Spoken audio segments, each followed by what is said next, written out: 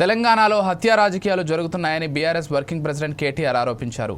నాగర్ కర్నూలు జిల్లా కుమ్మెర మల్లన్న జాతరలో 2 నెలల చిన్నారి ప్రాణాలు తీయడంపై ఆయన తీవ్ర ఆగ్రహం వ్యక్తం చేశారు. బాధిత కుటుంబం చేపట్టిన దీక్షలో కేటీఆర్ పాల్గొన్నారు. వారికి తన మద్దతు తెలిపి పరామర్శించారు. 2 నెలల పసిగుడ్డు ఏం పాపం చేసిందని, ఏం అడిగిందని పొట్టన పెట్టుకున్నారని ప్రశ్నించారు కేటీఆర్. మాటలకు ఊహలకు అందని మహా విషాదమని, కుమ్మెర జాతరలో జరిగిన ఘటనకు తెలంగాణ సమాజమే తలదించుకోవాలన్నారు. మానవత్వానికి మాయని మచ్చ ఇది అని, దీనిపై రాజకీయాలు మాట్లాడడం సరికాదన్నారు. బాధిత కుటుంబానికి న్యాయం జరిగేంత వరకు పోరాడతామని తెలిపారు. పసిపాప ప్రాణాలను బలిగొన్న హంతకులకు ఎవరూ అండగా నిలవద్దని విజ్ఞప్తి చేశారు. చిన్నారి తల్లిదండ్రులపై ఇష్టానుసారంగా దాడి చేసి కులం పేరుతో దూషించిన మానవ మృగాలను కఠినంగా శిక్షించాలని ఆయన డిమాండ్ చేశారు. ఈ సంఘటన ఈ 2 నెలల పసిగుడ్డు నిజంగా ఒక ఎమ్మెల్యే బిడ్డనో, ఒక ఎంపీ బిడ్డనో, ఒక రాజకీయ నాయకుడి బిడ్డనో అయితే ఇట్లే ఉంటుండే ఇలా స్పందన అధికార యంత్రాంగం మీరు కూడా ఆలోచించండి. మీడియాలో కూడా చూపెట్టండి. ఒక సామాన్యుడు కదా, గొంతు లేదు కదా, గణేష్ కదా, ఆయనకి ఎవడున్నాడు అని అనుకుంటున్నారేమో. ఇంతమంది నిలబడ్డం ఇవాళ రాజకీయాలకు అతీతంగా భవిష్యత్తులో కూడా నిలబడదాం. తెలంగాణ సామాజిక చైతన్యాన్ని చాటుదాం. తెలంగాణ సమాజంలో కులము మతం పిచ్చి లేదు.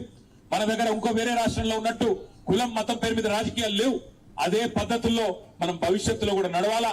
ఇక్కడ అందరూ ఒకటే, అందరి ఓట్లో ప్రవహించేది గదే రక్తం, అందరికి ఉన్నది గదే గుండె, గదే కాలేయం అన్నట్టుగా అందరం కలిసికట్టుగా ఆ కుటుంబానికి కులాలకు అతీతంగా నిలబడదాం. అది మర్రి జనార్దన్ రెడ్డి అయినా, లేకపోతే విశారదన్ అయినా, మందకృష్ణ అయినా, బిఎస్పీ అయినా, కేటీ రామారావు అయినా, ఎవరైనా అందరం మనుషులమే. అందరం ఇవాళ ఒక తండ్రిగా చెప్తా ఉన్నా నేను.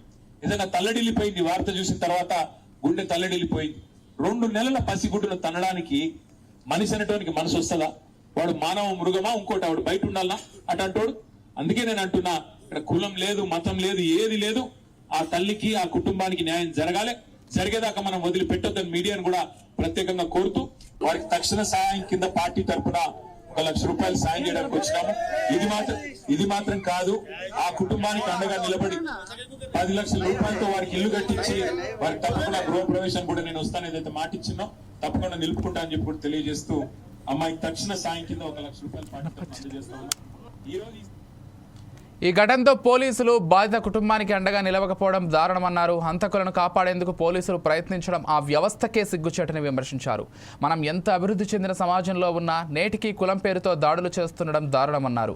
ఆ 2 ఏళ్ల చిన్నారికి కులం తెలుసా, మతం తెలుసా, ఏం తెలుసని నిండు జీవితాన్ని చిదిమేశారంటూ ఫైర్ అయ్యారు.